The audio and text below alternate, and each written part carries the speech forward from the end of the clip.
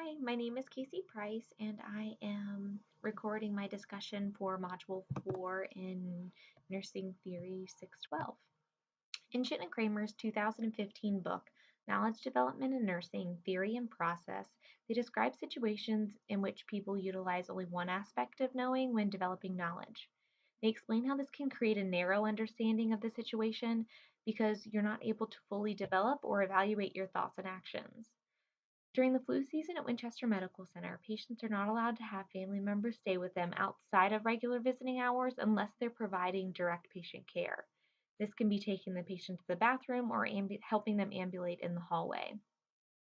I had a spouse of a self care patient come to me and ask if she would be able to stay throughout the patient's hospitalization. However, using empiric knowledge as described by Chinn and Kramer, I explained that she would not be able to stay with the patient during his hospitalization.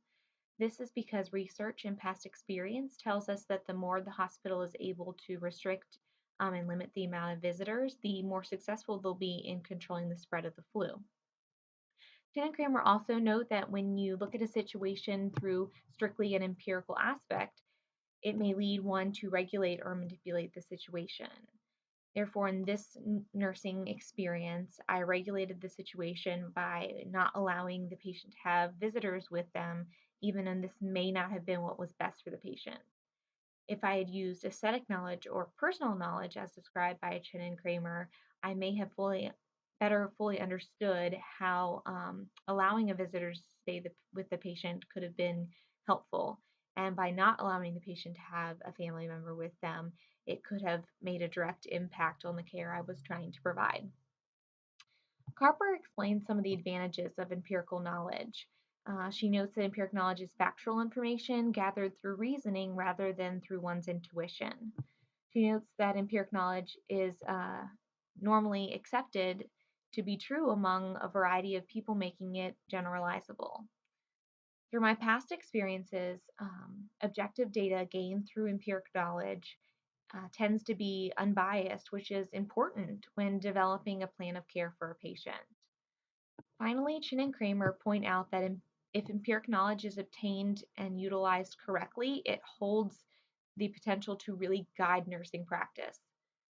On the other hand, they caution when people blindly accept the validity of empiric knowledge. They note in order for it to be useful, the research used to obtain the knowledge must have been completed carefully and through strict critique.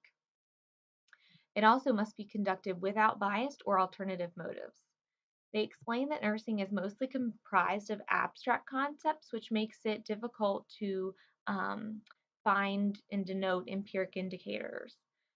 Lastly, and most importantly, Chinn and Kramer tells us that although it is a good quality for empiric knowledge to have the ability to be generalizable, practitioners need to make sure they are validating the knowledge to make sure that it is useful and meaningful in every nursing experience.